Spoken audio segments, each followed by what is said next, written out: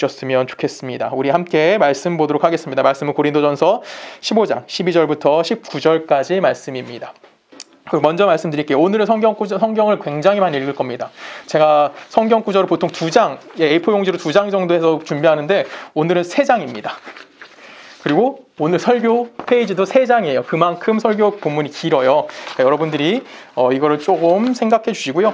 함께 좀 말씀을 좀 길더라도 함께 같이 천천히 한 절씩 같이 읽어보면서 이 말씀이 우리들에게 오늘 어떤 은혜를 줄 수 있는지 함께 고민해 봤으면 하는 마음이 있습니다. 성경 말씀은 고린도전서 15장 12절부터 19절까지 말씀이고요. 우리 한 절씩 교독하도록 하겠습니다. 그리스도께서 죽은 자 가운데서 다시 살아나셨다 전파되었거늘 너희 중에서 어떤 사람들은 어찌하여 죽은 자 가운데서 부활이 없다 하느냐.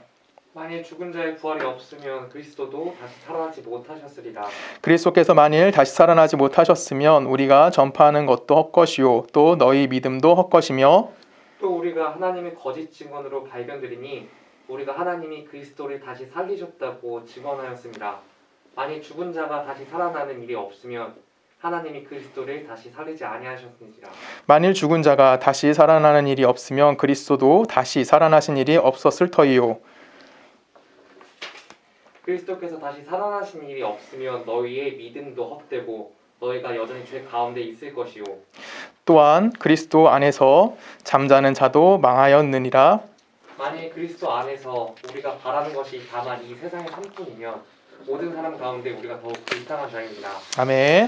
우리 함께 기도하십니다. 사랑의 말씀 아버지 하나님 주님 감사합니다. 하나님이 우리를 사랑하시고 우리를 선택해 주셨고 오늘 우리가 주의 전에 나와 하나님의 말씀을 듣습니다. 하나님 우리가 오늘 말씀 들을 때에 듣는 귀 열어주시고 또한 마음반 열어주시고 또한 내가 그 안에서 열매 맺으며 이 땅 가운데 하나님의 거룩함을 드러내며 살아갈 수 있는 복된 자들 되게 하실 걸 믿사오며 살아 역사하시는 예수 그리스도 이름으로 감사하며 기도했습니다. 아멘. 오늘은 원래 저는 지금 누가복음 강의를 계속 하고 있습니다. 근데 오늘 부활절이라서 이 부활에 관련된 이야기를 함께 나누려고 합니다. 왜 이런 얘기를 하려고 하냐면 기독교 신앙에서 가장 중요한 것이 무엇이냐라고 질문을 던졌을 때 여러 가지들이 있습니다. 분명히 기독교에서 자랑하는 것들이 많아요. 근데 그 중에서 많은 사람들에게 이해받을 수 없는 얘기가 하나 있어요. 그것이 무엇이냐면 부활인 거고요. 이 부활이 있기 때문에 지금 우리는 기독교라는 것이 존재할 수 있다는 겁니다. 그래서 기독교인으로서 이 기독교 신앙에서 내 기독교인의 신앙을 갖고 있으면서 이 부활 신앙이 갖고 있는 것이 무엇인지에 대해서 함께 고민해 봤으면 좋겠고 오늘은 이 부활, 우리가 너무나 잘 아는 부활입니다. 근데 이 부활에 대해서 성경은 과연 어떻게 우리들에게 이야기하고 있고 또한 우리는 그 삶을 어떻게 살아가야 되는지에 대해서 함께 나눌 수 있는 시간이 되었으면 좋겠습니다. 예수님은 분명히 우리를 위해서 이 땅에 오셨습니다. 그리고 십자가에 달려 돌아가셨고요. 그 예수 그리스도로 말미암아 우리에게 무엇이 주어졌냐면 하나님의 생명력이 주어졌고 이걸 우리가 좀 더 멋있게 얘기하면 하나님의 창조성이 회복된 삶을 살아가고 있다라고 이야기합니다. 그래서 우리는 예수 그리스도의 부활을 입은 자로서 어떤 자들이라고 얘기하냐면 하나님 그리스도와 함께 새로운 삶을 살아간다라고 그것을 믿는다라고 고백한 자들이 누가 되는 거예요? 바로 예수를 믿는 그리스도인이다라고 이야기할 수 있습니다. 근데 우리가 여기서 하나의 약간의 실수 비슷한 게 하나 있어요. 그것이 무엇이냐면 부활이라는 것을 너무나 간단하게 생각하는 경향이 많습니다. 제가 여러분들 다 물어보진 못하겠지만 여러분 부활이 뭡니까? 라고 질문을 던지면 죽었다가 살아나는 것. 그렇죠? 우리는 보통 부활을 어떻게 생각하냐면 내가 죽었다가 다시 살아나는 것이라고 생각해요. 정말 인간적인 생명이 끝났다가 다시 지금과 똑같은 호흡하면서 똑같은 모습을 살아나는 것이라고 생각하는 경향도 있고요. 아니면 내가 죽지 않고 끊임없이 계속해서 살아가고 있는 것. 이걸 또 뭐라고 생각하는 사람이 있냐면 부활이라고 생각할 수도 있습니다. 이거를 맞다, 틀리다라고 이야기할 수도 이걸 갖고 뭐 맞다, 틀리다라고 이야기하는 건 그거는 좀 우리가 생각하는 범위를 넘어선 문제들이고요. 이건 당연히 맞는 얘기예요. 내가 죽었다가 다시 살아나는 것 부활 맞습니다. 그리고 내가 이 땅 가운데 정말 죽음을 경험하지 않고 끊임없이 생명력을 유지하며 살아가는 것도 뭐라고 얘기할 수 있냐면 부활이다라고 이야기할 수 있어요. 근데 성경에서 이야기하고 있는 부활이 정말 이렇게 내가 죽었다 다시 살아나는 것, 그러니까 뭔가 새로운 생명력을 얻어내는 것을 부활이라고 이야기하느냐라고 질문을 던졌을 때 꼭 그렇지만은 않다라는 겁니다. 그래서 오늘은 이 부활이 갖고 있는 의미가 무엇인지를 좀 더 우리가 깊이 한번 생각해 봤으면 좋겠어요. 부활은 어떤 의미를 갖고 있냐면 부활 이전의 삶과 부활 이후의 삶의 불연속성을 갖게 됩니다. 이게 굉장히 중요한 의미입니다. 여러분, 불연속성이란 뭐예요? 연속적이라는 건 내가 끊임없이 계속 똑같은 일을 반복하는 겁니다. 원인이 있으면 결과가 따라오는 것처럼 뭔가 연속적으로 내가 일어나는 일이 뭐라고 얘기하냐면 연속성을 갖는다고 이야기해요. 그렇죠? 그런데 여기서 불연속성이란 뭘 갖고 있냐, 무슨 얘기를 하는 거냐면 부활 이전의 삶과 부활 이후의 삶이 완전히 뭐하다라는 거예요? 완전히 다르다라는 겁니다. 연속되어지지 않는다는 거예요. 완전히 끊어진 새로운 삶을 살아가게 만들어준다라고 이야기하는 것이 불연속성이라는 겁니다. 그래서 불연속성에서는 이 부활 이전의 삶은 무슨 삶이라고 이야기할 수 있냐면 그 죽음의 생명이라고 얘기할 수 있고요. 죽은 생명이라고 이야기할 수 있고, 부활 후에는 무슨 생명이에요? 내가 진짜 참다운 생명을 얻었다라고 이야기할 수 있다라는 겁니다. 그리고 부활 이전에는 난 어디 아래에 살았습니까? 죄와 사망 아래 살고 있다가 부활한 이후에는 누구 밑으로 들어가는 거예요? 하나님의 자녀로서의 삶을 살아가고 있다라고 이야기하는 겁니다. 그래서 부활 이전의 삶과 부활 이후의 삶이 완전히 극명하게 대립을 보여주는 것, 차이점을 갖게 되는 것을 우리는 무엇이라고, 성경에서 무엇이라고 얘기하냐면 그것이 부활이다라고 이야기하는 거예요. 아까 처음에 말씀드렸듯이 그냥 죽었다가 살아나는 게 부활입니다 라고 단순하게 이야기하는 것은 마치 뭐와 같은 거냐면 다이어트를 하고 있습니다라고 다르지 않습니다. 제가 여러분들 다이어트 한다는 말을 제일 많이 합니다. 그렇죠? 근데 저는 살이 빠져요, 안 빠져요? 빠질 거예요. 빠졌다가 쪘다 왔다 갔다 해요. 그렇죠? 근데 결론은 그냥 이 상태 거의 유지입니다. 그렇죠? 요즘 좀 찐 상태 유지되고 있어요. 좀 빼긴 해야 됩니다. 그래서 여러분들이 똑같이 얘기합니다. 전 다이어트 해야 됩니다라고 이야기해요. 근데 제가 다이어트 하겠다는 것은 정말 내가 독하게 음식을 끊겠다는 얘기일까요? 아니죠. 내가 뭐 하겠다는 거예요? 지금 먹고 있는 삶을 뭐 하겠다는 거야? 먹고 있는 음식을 잠시 쉬겠다라는 거예요. 그리고 내가 그게 지나면 다시 먹겠다라는 거죠. 이게 우리가 지금 이렇게 생각하는 걸 뭐라고 생각하냐면 부활이라고 생각한다라는 거예요. 부활이 내가 죽었다가 다시 살아나는 거, 마치 내가 다이어트를 하다가 음식을 잠깐 끊었다가 다시 음식을 먹는 것, 이것과 차이가 없이 생각한다는 것이 뭐라고 생각하는 거냐면 지금 부활을 우리가 그렇게 생각하고 있다라는 겁니다. 우리가 만약에 부활을 이렇게 생각한다면 우리에게는 너무나 어려움이 찾아올 수 있어요. 그것이 무엇이냐면 예수를 믿고 난 이후에 우리의 삶에 대해서, 이전의 삶과 이후의 삶에 대해서 아무런 보상이 우리들에게 존재하지 않게 되는 거예요. 이미 앞에 살고 있던 삶 그대로 연속적으로 산다면 예수를 믿었다는 의미가 있을까요, 없을까요? 없게 되는 겁니다. 그래서 예수를 믿었다라고 고백하는 것은 당연히 우리의 삶에 무슨 영향을 미치는 겁니까? 내가 예수를 통해서 얻어지는 새로운 삶이 있다라는 겁니다. 즉 부활을 경험했다는 건 뭐냐면 죄와 사망 그늘 아래 살고 있던 내가 이제는 예수 그리스도로 더불어 부활함을 통해서, 예수를 믿음을 통해서 이제는 내가 뭐가 되는 거예요? 더 멀리 있는 부활 소망만을 바라보며 사는 것이 아니라 지금 내가 뭐라고 하는 겁니까? 그 하나님이 우리에게 준 부활을 경험하며 살고 있다는 겁니다. 즉 성도의 삶 자체가 뭐가 되는 거예요? 뭐가죠? 그게 부활이라는 겁니다. 지금 내가 똑같이 살아가고 있어요. 과거에 살고 있던 내가 어느 날 예수 그리스도를 영접합니다. 당연히 하나님의 은혜에 의해서 영접하는 거예요. 하나님의 선택과 하나님의 부르심에 의해서 내가 이제 예수 그리스도를 나의 구주라고 고백했고, 그 후에서 난 뭐 하는 거예요? 이제 예수 그리스도를 통해서 살아가는 삶이 무엇인지 알아가는 겁니다. 그 삶을 우린 뭐라고 얘기하는 거라고요? 그것이 부활이다라고 이야기하는 거고, 그것이 내가 죽어서 하나님 나라 가는 소망 가운데 멈춰 있는 것이 아니라 지금도 그것이 내게 뭐하고 있다는 거예요? 이루어지고 있다라고 이야기하는 것이 성경에서 이야기하는 부활이에요. 그래서 오늘 이걸 좀 이해하기 위해서 굉장히 많은 성경 구절을 읽을 겁니다. 우리 같이 성경을 한 절씩 읽어보도록 하겠습니다. 고린도전서 15장 갑니다. 우리가 읽은 성경 구절 마지막 쪽이에요. 아래쪽에 있는 건 말씀인데 같이 읽을게요. 35절부터 한 절씩 교독합니다. 누가 묻기를 죽은 자들이 어떻게 다시 살아나며 어떤 몸으로 오느냐 하리니, 어리석은 자여, 네가 뿌리는 씨가 죽지 않으면 살아나지 못하겠고, 또 내가 뿌리는 것은 장래의 형체를 뿌리는 것이 아니요 다만 밀이나 다른 것의 알맹이 뿐이로되 하나님이 그 뜻대로 그에게 형체를 주시되 각 종자에게 그 형체를 주시느니라. 육체는 다 같은 육체가 아니니 하나는 사람의 육체요, 하나는 짐승의 육체요, 하나는 새의 육체요, 하나는 물고기의 육체라. 하늘에 속한 형체도 있고 땅에 속한 형체도 있으나 하늘에 속한 것의 영광이 따로 있고 땅에 속한 것의 영광이 따로 있으니 해의 영광이 다르고 달의 영광이 다르며 별의 영광도 다른데 별과 별의 영광이 다르도다. 죽은 자의 부활도 그와 같으니 썩을 것으로 심고 썩지 아니할 것으로 다시 살아나며, 욕된 것으로 심고 영광된 것으로 다시 살아나며, 약한 것으로 심고 강한 것으로 다시 살아나며, 육의 몸으로 심고 신령한 몸으로 다시 살아나니 육의 몸이 있은즉 또 영의 몸도 있으니라. 아멘. 지금 부활을 뭐라고 설명하냐면, 부활이 지금 뭐라고 설명하고 있냐면 씨를 뿌리면서 열매를 얻어내는 것과 같다라는 식으로 좀 성경이 우리들이 이야기해주고 있는 거예요. 여러분 생각해 볼게요. 여러분 씨가 하나 있습니다. 그 씨를 보고 무슨 나무에 무슨 열매인지 맞출 수 있으십니까? 없어요. 그렇죠? 씨를 보고 우리가 이 꽃이 어떤 꽃인지 알아맞힐 수 있을까요? 없어요. 지금 여기서 뭘 얘기하고 있는 거냐면 씨앗이 심겨진다라는 겁니다. 그리고 씨앗이 심겨져서 씨앗 심는 이유가 뭐예요? 그냥 심기 위해서입니까? 아니죠. 씨앗 심겨졌으면 꽃이 됐던 열매를 맺던 내가 무언가 얻어내기 위함이라는 거예요. 지금 부활을 우리들이 뭐라고 설명하는 거냐면 부활은 뭐예요? 썩은 것을 심어버리는 겁니다. 그리고 썩어질 것을 심어지고 뭘 얻어내는 겁니까? 영원한 새로운 것을 얻어내는 거예요. 그것을 우리에게 뭐라고 얘기하냐면 부활이라고 이야기하는 겁니다. 그래서 씨앗을 심음을 통해서 내가 그 이후의 삶이 어떤지 정확히 알지는 못해요. 근데 그것이 우리에게 존재하고 있다는 것을 뭐 하는 겁니까? 이야기해 주는 것이 바로 여기에 있는 겁니다. 그래서 부활할 때 뭘 심으래요? 43절에 보면 뭘 심으랍니까? 욕된 것을 심어서 뭘 얻어내는 거예요? 영광된 것을 얻어내는 거고요. 그 다음에 약한 것을 심어서 뭐를 얻어내요? 강한 것을 얻어내고요. 육의 몸을 심어내서 뭘 얻어내는 거예요? 신령한 몸을 얻어내는 것. 그것이 뭐라고 얘기하는 거냐면 그것이 부활이다라고 이야기하는 겁니다. 이걸 여러분 잘 생각하셔야 되는 거예요. 우리가 부활이라고 이야기하는 게 내가 다시 살아납니다. 언젠간 다시 살아날게요. 이런 소망만 갖고 사는 것이 아니라 내가 이 땅의 것을 뭐 하는 겁니까? 심어버리는 겁니다. 그리고 뭐 하는 겁니까? 하나님의 것으로 내가 삶을 살아갈 수 있게 되어지는 것을 뭐라고 얘기하는 거예요? 부활이라고 성경은 우리들에게 이야기하고 있다는 겁니다. 즉 우리가 하나님을 모르고 예수 그리스도를 몰랐을 때 어디 아래 살았습니까? 죄와 사망 안에서 살고 있던 사람이었어요. 근데 이제는 내가 예수 그리스도를 알게 만들어주신 이후부터는 다시는 그런 삶을 살게 만들겠다 못하겠다. 살지 않게 만들겠다라고 이야기하는 거고 그것을 우리는 뭐라고 얘기합니까? 내가 예수를 믿었다라고 이야기하는 거예요. 즉 예수를 믿었다라고 이야기하는 삶은 내가 원래 내가 혼자 살고 있으면서 내 힘과 내 뜻과 내 욕정과 내 의지를 가지고 살았다면 이제는 내가 뭘 갖고 살겠다는 겁니까? 뭘 갖고 살겠다는 거예요? 어떻게 살겠다는 거죠?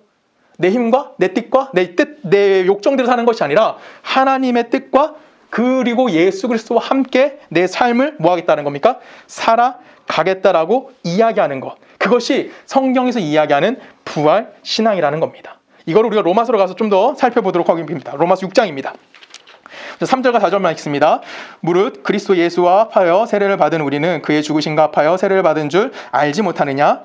그러므로 우리가 그의 죽으심과 합하여 세례를 받음으로 그와 함께 장사되었나니 이는 아버지의 영광으로 말미암아 그리스도를 죽은 자 가운데서 살리심과 같이 우리도 또한 새 생명 가운데서 행하게 하려 함이라. 아멘. 지금 여기서 뭐라고 얘기하고 있어요? 예수를 믿는 것을 이야기하고 있는데 예수를 믿는 걸 뭐라고 얘기하고 있습니까? 예수가 우리를 위해서 뭐 하셨대요? 죽으셨대요. 그리고 그걸 뭐 하는 겁니까? 우리가 믿는 거예요. 이해 가시죠? 예수가 우리를 위해서 죽었어요. 그걸 믿으십니까? 여러분 다 아멘 하실 거죠? 거기서 끝나는 것이 아니라 죽으셨뿐만 아니라 다시 사신 것을 뭐 한대요? 4절 하반절에 보면 뭐라고 그리스도를 죽은 자 가운데 살리심과 같이 뭐 한대요? 그래서 우리도 뭐 하는 거예요? 예수 그리스도가 부활하셨다는 사실을 다시 살았다는 사실을 또한 우리도 믿는다라고 이야기하는 거예요. 예수 그리스도께서 우리를 뭐 하시는 겁니까? 죄와 사망에 대해서 우리를 죽게 만드셨다라는 거죠. 그리고 나서 우리에게 뭐 해주시는 겁니까? 동시에 내가 새로운 삶을 살아갈 수 있도록 나를 살려주셨다는 사실을 부활하게 했다는 사실을 뭐 하는 거예요? 믿는다라고 고백하는 것이 내가 뭐라고 얘기하는 겁니까? 바로 예수를 믿는 것이다 라고 이야기하는 거예요. 예수를 믿어서 내가 천국 갑니다가 예수를 믿는 것이 아니라 예수님이 내가 이전에 세상 가운데 살고 있던 나를 뭐 하는 거예요? 죽이셨다라는 거예요. 그리고 뭐 했다는 겁니까? 나를 다시 살리심을 통해서 이제는 내가 세상 안에 살아가는 것이 아니라 누구 안에 살아가는 거예요? 하나님의 뜻 안에서 하나님의 자녀라는 이름에 걸맞는 삶이 무엇인지를 고백하며 살아갈 수 있게 만들어주는 거고 우리는 그거를 어렵게 얘기하면 뭐라고 얘기해요? 성도의 삶이라고 이야기하고 좀 더 어렵게 얘기하면 뭐라고 얘기합니까? 제자의 길 이런 식으로 좀 멋있게 얘기할 수 있어요. 근데 제일 쉽게 얘기하면 뭐예요? 우리 무슨 생활한다고 얘기해요? 예수 믿고 교회 다니면서 신앙생활한다. 그 신앙생활하고 있다는 것이 지금 여기서 등장하는 겁니다. 근데 이 신앙생활이라는 것이 뭐라고 얘기하는 거예요? 예수 그리스도와 내가 뭐 했대요? 예수 그리스도와 합하여라는 거예요. 즉 나 혼자의 삶을 살아가는 것이 아니라 예수 그리스도와 합하여 내게 무엇이 주어진 겁니까? 새 생명을 얻게 해 주셨다라고 우리들에게 이야기해 주는 겁니다. 그리고 그 생명을 갖고 우리는 뭐 하고 있다? 살아가고 있다라고 이야기해요. 그래서 5절에서 이렇게 얘기합니다. 만일 우리가 그의 죽으심과 같은 모양으로 연합한 자가 되었으면 또한 그의 부활과 같은 모양으로 뭐가 된대요? 연합한 자가 되었다라고 얘기하는 거예요. 여기서 잘 생각해야 되는 건 뭐냐면 지금 여기서 내가 그리스도와 함께 뭐 했대요? 5절에서 죽으심과 같이 내가 이미 연합이 됐다라는 거예요. 그러면 예수 그리스도의 죽으심 뭘 위해 죽었다는 거예요? 나의 죄 때문에 내가 죽었다라는 걸 인정한다는 거죠. 그렇죠? 죄와 사망으로부터 내가 뭐 했다는 얘기가 되는 거예요. 벗어날 수 있게 되었다라는 겁니다. 그 후에 내가 뭐 하는 거예요? 다시 예수 그리스도와 연합해서 무슨 일이 일어나요? 그의 부활과 같은 모양으로 나 역시 뭐 했다라는 거예요? 살아나게 되었다는 겁니다. 여기서 질문이 생겨야 되는 거예요, 여러분. 여러분, 예수 그리스도가 우리를 위해서 십자가 달려 돌아가신 이유는 뭐죠? 왜 돌아가셨죠? 우리는 보통 이렇게 질문하면 내 입장을 생각을 해요. 내 입장에서 예수님이 나를 위해서 돌아가셨어. 왜? 내 죄가 있기 때문에. 그렇죠? 내 죄를 용서해 주시기 위해서. 그러면 예수님의 입장에서 생각해 보자라는 거죠. 예수님의 입장에서 여러분 왜 구원하셨을까요? 이 왜가 우리에게 항상 필요한 거예요. 우리는 예수를 믿고 내게 주어진 것이 무엇인지는 알아요. 근데 왜 내게 그걸 주어졌는지는 생각하지 않는다라는 거죠. 이게 그리스도인들이 갖고 있는 약점 중에 가장 큰 약점이라고 생각합니다. 저는. 우리를 나를 사랑하셔서 오케이 인정해요. 거기까지는 나도 알겠어. 그래서 내가 죄 가운데 살고 있다가 이제는 내가 죄에서 벗어난 자가 됐어. 근데 내가 왜 죄에서 벗어난 사람이 되어야 하는 거지? 라는 생각을 우리는 생각을 해봐야 되는 거예요. 그래서 여기서 질문이 생기는 거죠. 왜 하나님이 나를 부활시켜 주셨을까? 하나님이 나를 무엇을 위해서, 무엇으로부터 내가 무엇을 목적하기 위해서 나를 부활하게 만들어 주셨느냐? 이 생각을 고민해 봐야 되는 거예요. 그리고 여기서 답은 우린 뭐라고 얘기해요? 쉽게 생각하면 부활 생명을 갖고 살아갈 수 있게 하기 위해서 그게 목적지라는 거죠. 그 목적지가 뭘까요? 6절부터 11절까지 읽어볼까요? 6절부터 한 절씩 읽을게요. 우리가 알거니와 우리 옛사람이 예수와 함께 십자가에 못 박힌 것은 죄의 몸에 죽어 다시는 우리가 죄에게 종노릇하지 아니하려 함이니 이는 죽은 자가 죄에서 벗어나 의롭다 하심을 얻었습니다. 만일 우리가 그리스도와 함께 죽었으면 또한 그와 함께 살 줄을 믿노니 이는 그리스도께서 죽은 자 가운데서 살아나셨음에 다시 죽지 아니하시고 사망이 다시 그를 주장하지 못할 줄을 알미로다. 그가 죽으심은 죄에 대하여 단번에 죽으시며 그가 살아계심은 하나님에 대하여 살아계심이니 이와 같이 너희도 너희 자신을 죄에 대하여는 죽은 자요 그리스도 예수 안에서 하나님께 대하여는 살아있는 자로 여기지어다. 아멘. 지금 죄에 대하여 우리를 뭐로 여기신다고요? 죽은 자로 여기신다고요. 그리고 우리는 또 뭐 해야 돼요? 하나님께 대해서는 새 생명을 가진 자로서 산 자로 뭐 하겠다는 거예요? 여겨지고 있는 거예요. 이것이 우리 성경에서 이야기하는 부활 신앙이다라고 이야기하는 겁니다. 그래서 예수 그리스도를 믿는다고 고백하는 내용이 그 안에 다 포함이 되어져 있어야 되는 거예요. 예수를 믿고 천국 갑니다 끝이 나는 것이 아니라 내가 뭐 한다고? 뭐 한다고? 죄에서 뭐 했어요? 죄에 대해서 죽었다고요. 그리고 하나님에 대해서 뭐 했어요? 새 생명을 갖고 다시 살아가고 있는 존재성을 우리들이 가지고 있다는 것에 대해서 이야기해 주는 겁니다. 우리 12절부터 읽을까요? 그러므로 너희는 죄가 너희 죽을 몸을 지배하지 못하게 하여 몸의 사욕을 순종하지 말고 또한 너희 지체를 불의의 무기로 죄에게 내주지 말고 오직 너희 자신의 죽은 자 가운데서 다시 살아난 자 같이 하나님께 드리며 너희 지체를 의의 무기로 하나님께 드리라. 아멘. 여러분 이게 부활입니다. 무슨 말인지 알겠어요?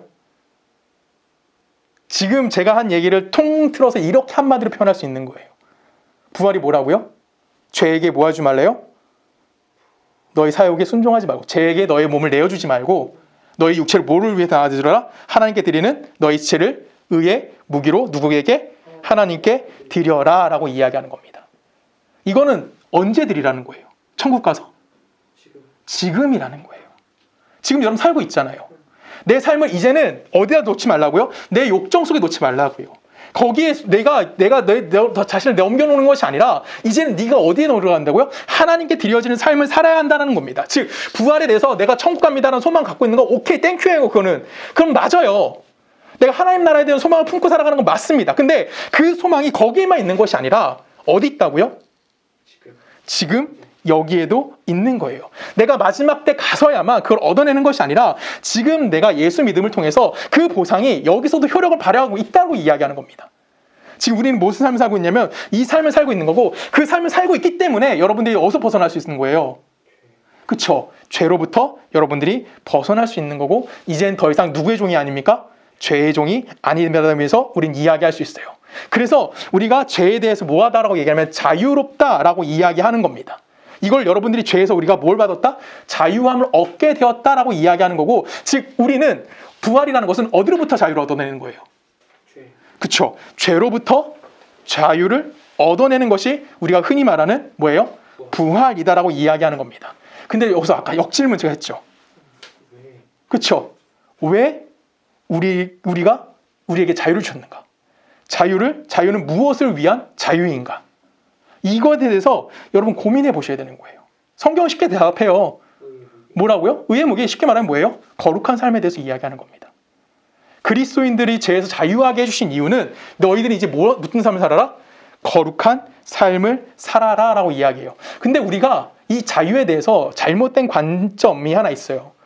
그건 뭐냐면 내가 자유를 어떻게 생각하냐면 속박이나 압제로부터 뭐 하는 거예요?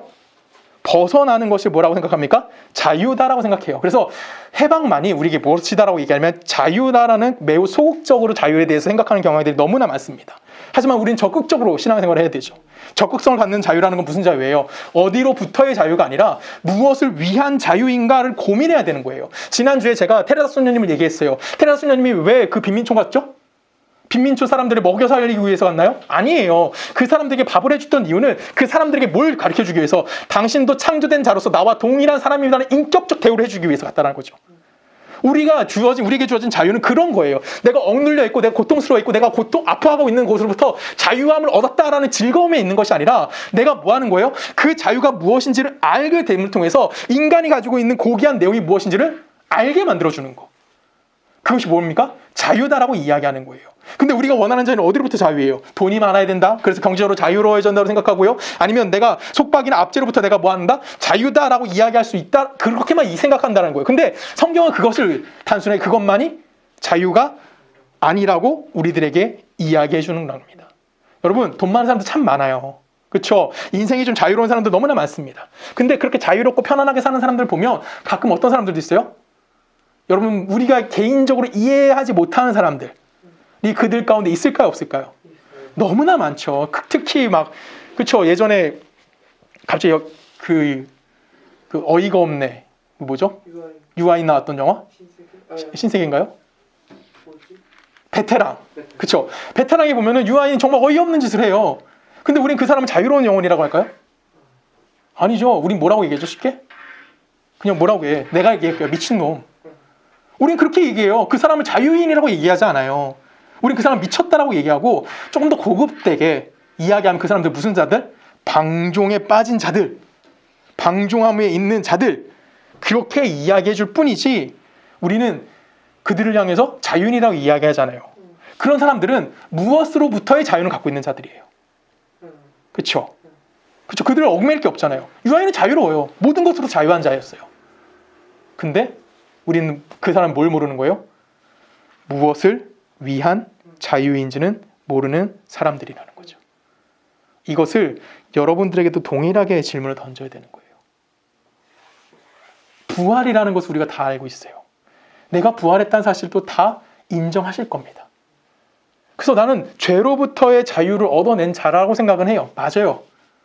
근데 거기서 우리는 뭐 끝나면 안 되는 거예요. 우리는 어디로 가야 되는 겁니까? 내게 주어진 그 자유가 무엇으로부터 온 자유인지, 그리고 무엇을 위한 자유인지를 고백할 수 있는 사람이어야만 한다라는 겁니다. 우리는 어디로부터 구원받았습니까? 죄와 사망으로부터 구원을 받았어요. 그러면 이제 뭐가 남는 겁니까? 우리가 구원받은 이유가 무엇인지, 왜 구원받았지? 무엇을 위한 구원인지를 잘 생각해 보셔야 되는 거예요. 오늘 성경 우리에게 뭐라고 얘기합니까? 하나님께 드리되 너의 시체를 의의 무기로 하나님께 드려라. 어렵죠? 쉽게 말하면 뭐라는 거예요? 거룩하게 살라는 겁니다. 방종된 삶을 살지 말고요. 네가 의와 진리와 생명으로 가는 그 길 가운데 거룩한 삶이 무엇인지를 고민하며 살아가라는 거고요. 우리가 지금 누가복음 하면서 끊임없이 얘기하는 제자도의 길을 뭐하라는 겁니까? 살아가야만 하는 거고, 그것이 우린 뭐라고 얘기하는 겁니까? 부활 생명을 가진 자들이라고 이야기하는 겁니다. 근데 우리는 여기까지 못 가요. 맨날 우리는 그리스도와 연합 어디까지만 생각합니까? 어디까지 그리스도와 연합할 거예요? 죄에서 나를 탈출시켜주는 것까지만 뭐예요? 그리스도와 연합이에요. 그리고 그 후에 내 삶에서는 그리스도의 연합을 인정하십니까? 그렇죠. 우리는 그리스도의 연합을 부인하며 살아가고 있는 사람들이 너무나 많아요 라고 이야기하지 않겠습니다. 그리스도와 연합하는 것을 부인하는 사람들로 저와 여러분 모두가 살아가고 있지 않을까, 솔직히 두려운 마음이 있습니다. 우리의 삶의 방식이 어때야 되는지, 또한 내가 삶에서 가져가야 되는 내 삶의 내용이 어때야 되는지는 간단합니다. 뭐와 다르면 됩니까? 누구와 다르면 되는 거예요? 부활을 모르고 있는 사람들, 세상 사람들과 다름을 내가 찾아가면 되는 겁니다. 그것이 골로새서 3장에 나옵니다. 우리 골로새 3장을 한 절씩 4절까지 먼저 읽어보도록 하겠습니다. 그러므로 그리스도와 함께 다시 살리심을 받았으면 위의 것을 찾으라. 거기는 그리스도께서 하나님 우편에 앉아 계시느니라. 위의 것을 생각하고 땅의 것을 생각하지 말라. 이는 너희가 죽었고 너희 생명이 그리스도와 함께 하나님 안에서 감춰졌음이라. 우리 생명이신 그리스도께서 나타나실 그때에는 너희도 그와 함께 영광에 나타나리라. 아멘. 뭐라고 얘기해요? 뭘 생각하래요? 위의 것을 생각하고 어디 걸 생각하지 말래요? 땅의 걸 생각하지 말래요. 구체적으로 뭐에 대해서 얘기하는 걸까요? 5절에 보면 이렇게 얘기합니다. 그러므로 땅에 있는 지체들을 죽이라. 이해 가시죠? 우리가 땅의 것을 생각하지 않는 거, 땅에 있는 걸 뭐 하는 거래요? 죽이라는 거예요. 근데 그것이 뭐래요? 음란, 부정, 사욕, 악한 정욕과 탐심이니, 탐심은 뭐다? 우상숭배니라 라고 이야기합니다. 결론적으로 우리가 없애야 되는 게 뭐냐면 탐심이라는 걸 없애야 되는데, 탐심이 뭐라고요? 우상숭배래요. 왜 우상숭배죠? 탐심이 뭐예요? 내가 하고 싶은 것을 해내는 것이 뭐라 그래요? 얻어낼 수 있는 것이, 그것이 우상숭배라는 거예요. 근데 내가 그것을 이루기 위해서 모든 방법을 동원하는 겁니다. 무엇까지도? 죄, 신까지도 내가 뭐 하는 거예요? 수단화하는 거예요. 신을 수단화해서 내가 원하는 것을 얻어내는 거, 그걸 뭐라고요? 탐심이라고 얘기하는 거고, 그렇기 때문에 탐심이 뭐가 되는 거냐면 우상숭배가 된다라고 얘기하는 거예요. 우상이라는 것은 내가 원하는 걸 뭐 해줘야 돼? 해주는 사람을 뭐라고 얘기하냐면 그게 우상이다라고 이야기하는 겁니다. 이해 가시죠? 우리가 우상이라고 이야기하는 거는 내가 어디 가서 절하고 비나이다는 게 우상이 아니라, 성경에서 말하는 우상이라는 것은 내가 원하는 것을 이루어질 수 있는 어떤 것, 그리고 거기에서 내가 그걸 동원해 오는 것이라고 얘기하는 거예요. 여러분 질문해 볼게요. 여러분 인생에서 하나님은 어떤 분이십니까? 하나님은 여러분들의 도움을 주시는 분일까요? 하나님은 여러분들의 문제를 해결해 주시는 분입니까? 하나님은 여러분들에게 뭘 대단한 걸 주시는 분입니까? 아니에요. 하나님은 어떤 분이시죠? 하나님은 내가 경배하고요. 하나님은 내가 섬겨야 되는 분이지, 하나님은 나에게 수단화 되시는 분이면 안 된다라는 겁니다. 하나님은 어떤 분이십니까? 창조주이시고요. 하나님은 섭리자이시고 하나님은 심판자이시며 하나님은 우리 인생의 주인이 되십니다. 그리고 거룩이라는 것 자체는 누구로부터만 오는 겁니까? 하나님으로만부터 우리들에게 찾아와 주는 거예요. 그래서 우리는 누굴 섬기는 겁니까? 하나님을 섬겨야 되는 거고, 하나님을 경배해야 되는 거고, 하나님을 의존해야 하는 겁니다. 근데 우리는 어떻게 생각해요? 내가 계획을 세웁니다. 내가 목표를 정해요. 그리고 그걸 이루어야 돼요. 누구한테 기도하죠? 하나님, 이거 도와주세요. 하나님을 동원하고 하나님을 수단화합니다. 만약에 우리는 안 그러겠지만 만약에 우리가 가끔이라도 이런 생각을 했다면 하나님은 이미 여러분들이 뭐가 된 거예요? 우상이 되어 버린 거예요. 우리 계속해서 읽어볼까요? 3장 6절입니다. 8절까지 읽을게요. 이것들로 말미암아 하나님의 진노가 임하니니 너희도 전에 그 가운데 살 때에 그 가운데서 행하였으나 이제는 너희가 이 모든 것을 벗어버리라. 곧 분함과 노여움과 악의와 비방과 너희 입에 부끄러운 말이니라. 계속 읽을게요. 너희가 서로 거짓말하지 말라. 옛사람과 그 행위를 벗어버리고 새 사람을 입었으니 이는 자기를 창조하신 이의 형상을 따라 지식에까지 새롭게 하심을 입은 자니라. 아멘. 지금 여기서 우리에게 뭐라고 얘기합니까? 예수 믿고 우리에게 뭐라 그래요? 우리 안에 있는 뭘 버리래요? 그렇죠. 이 안에 있는 더러운 것들을, 내 안에 있는 더러운 것들을 뭐 하래요? 벗어 던지고 예수를 믿고 부활 생명으로 내가 살아가야 한다라는 거예요. 즉 우리의 삶은 이 더러운 것과 부활 생명으로서 뭐 하는 겁니까? 구별되어져야만 함에 대해서 이야기한다는 겁니다. 즉 우리가 예수와 뭐 하는 사람이 되는 거예요? 연합해서 살아가는 삶을 살아야 함에 대해서 이야기하는 겁니다. 그렇죠? 근데 우리는 이걸 어떻게 생각해요? 자꾸만 내가 세상적으로 세상에 뭔가 영향을 미치고 세상에서 뭔가 얻어낼 수 있는, 세상을 구원할 수 있는 그런 걸로 내가 예수 믿는 자로서의 역할을 생각해요. 그래서 그리스도인들이 뭘 정말 하려고 합니다. 근데 하나님은 우리에게 뭘 요구합니까? 뭘 요구해요? 거룩하지라고. 우리에게 요구하는 것은 세상을 구하라고 하는 게 아니에요. 너희 안에 있는 더러운 것을 벗어버리고 그 안에 누굴 넣으라고요? 예수 그리스도의 거룩함을 너희 삶을 채우라고요. 즉 우리는 어떤 싸움을 해야 되는 거냐면 내 인생에서 내가 얼마나 정결하게 하나님의 것을 채워갈 수 있는 자이냐, 이런 것에 대해서 우리에게 물어보는 겁니다. 어디까지 채우래요? 10절에 보면 새 사람이 입었으니 이는 자기를 창조하신 이 형상을 따라, 하나님의 창조성을 회복하심을 따라 어디까지? 지식에까지, 몸과 정신의 모든 것까지 뭐 하라고요? 하나님으로 채워가야 함에 대해서 오늘 우리들에게 말씀해 주는 겁니다. 이것이 뭐예요? 이 세상과 구별되어져 있는 우리의 삶이라는 겁니다. 이 삶을 우리가 살아가야 돼요. 그 삶이 구체적으로 뭘까요? 11절부터 읽을게요. 거기에는 헬라인이나 유대인이나 헬라파나 무할레파나 야만인이나 수구디아인이나 종이나 자유인이 차별이 있을 수 없나니 오직 그리스도는 만유시요 만유에 계시니라. 그러므로 너희는 하나님이 택하사 거룩하고 사랑받는 자처럼 긍휼과 자비와 겸손과 오리와 오래 참음을 옷 입고 누가 누구에게 불만이 있거든 서로 용납하여 피차 용서하되 주께서 너희를 용서하신 것 같이 너희도 그리하고 이 모든 것 위에 사랑을 더하라. 이는 온전하게 매는 띠니라. 그리스도의 평강이 너희 마음을 주장하게 하라.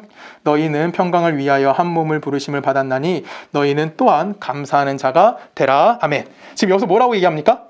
우리들이 뭐라고 얘기하고 있어요? 뭐라래요? 12절에 사랑받는 자처럼, 그러니까 우리가 구원받은 자가 됐으니 뭐 하라고요? 긍휼과 자비와 겸손과 오래 참음과 그 다음에 뒤에가면서 13절에 보면 용납해야 되고 용서하는 것.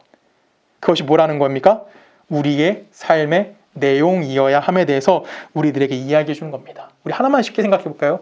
여러분, 용서, 그리스도인들이 가져야 될 가장 큰 덕목이면서 가장 못하는 겁니다. 그렇죠? 내가 누굴 용서하는 건 쉬운 문제 아니에요. 그렇죠? 제가 용서 못하는 사람이 있을까요? 없을까요?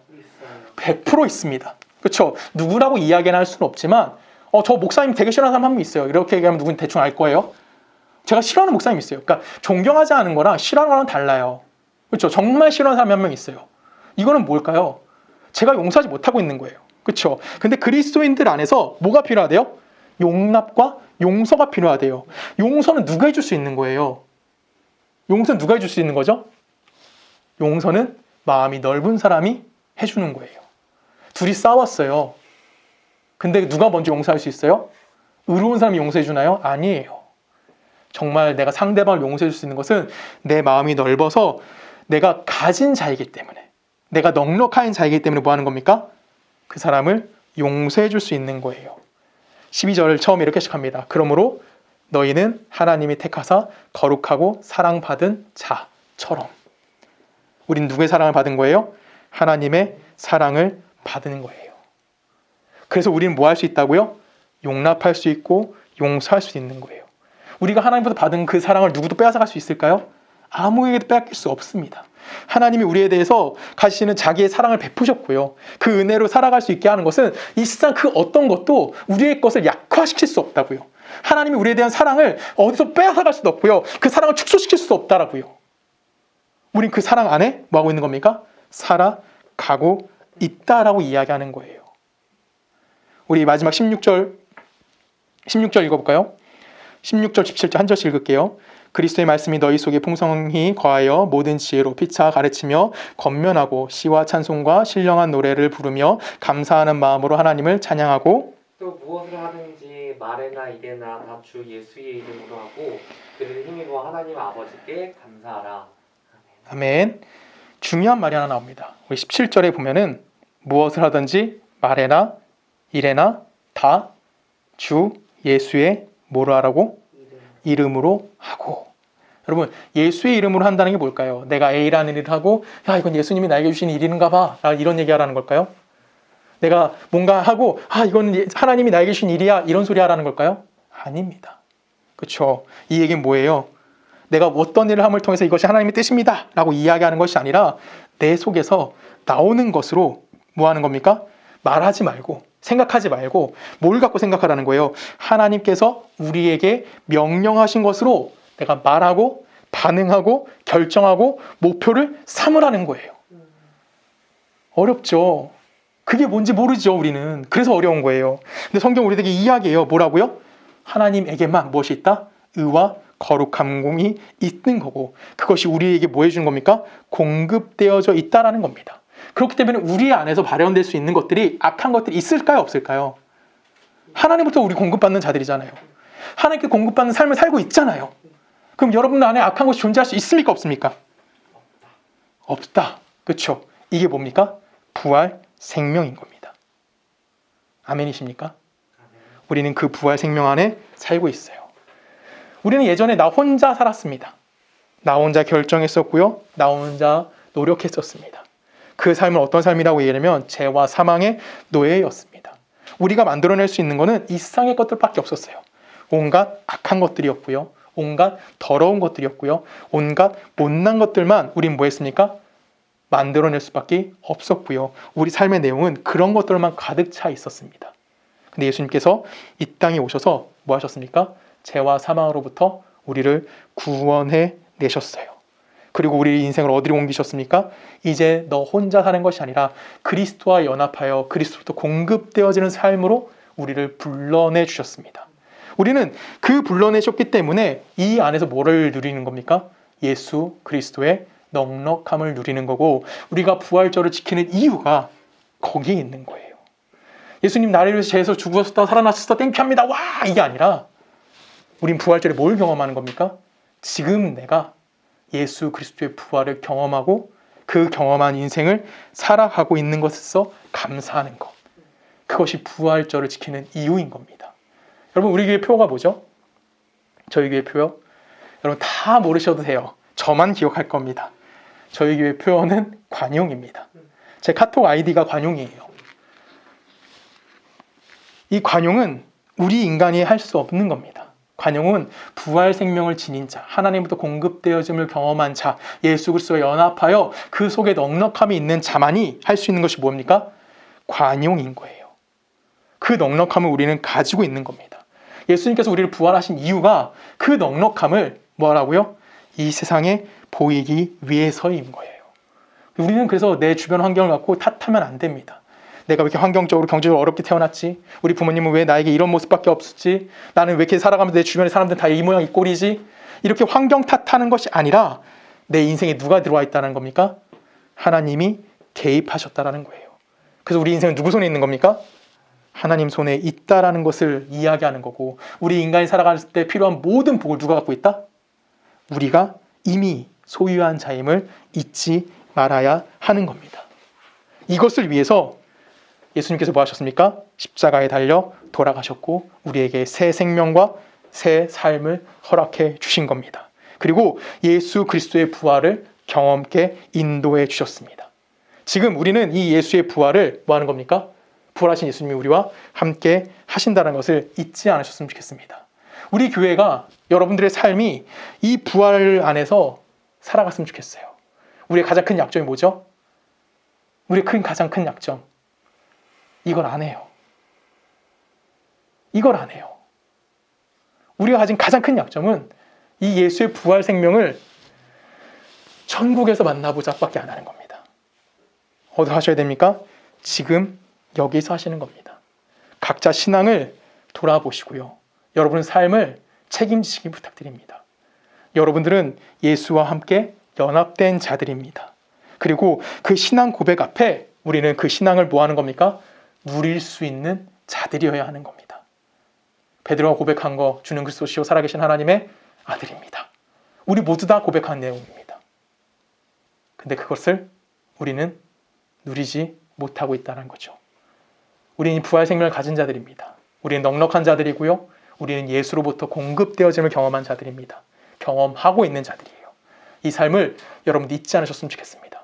우리 서초동네교회가 이 삶으로 여러분들의 삶을 채워나갈 수 있는 그런 복된 교회가 되기를 원하며 여러분 인생에 하나님의 은혜가 충만하기를 기도드립니다. 우리 함께 기도하십니다. 사랑의 말씀 아버지 하나님, 주님에 감사합니다. 부활 생명을 우리에게 허락하셨고 또한 우리가 이 땅 가운데 예수의 부활 생명을 가지고 살아갈 수 있게 인도하시니 너무나 감사합니다. 우리의 환경과 우리의 어려움과 우리의 나약함에 우리가 매몰되어지는 것이 아니라 내 안에 계신 예수 그리스도의 부활 생명으로 내가 이 땅 가운데 하나님의 넉넉하심과 하나님의 복주심이 무엇인지를 경험하며 살아갈 수 있는 우리 모두가 되어줄 수 있도록 우리와 함께하여 주시옵소서. 이제는 우리 주 예수 그리스도의 은혜와 성부 하나님의 사랑과 성령님의 내주되심이 예수의 부활 생명으로 이 땅 가운데 삶을 살아가기를 소망하는 우리 서초동네교회 모든 성도님들의 삶과 그들의 가정과 그들의 나라와 그들의 삶의 모든 영역 속에 지금부터 영원히 함께 하시기를 간절히 축원하옵나이다.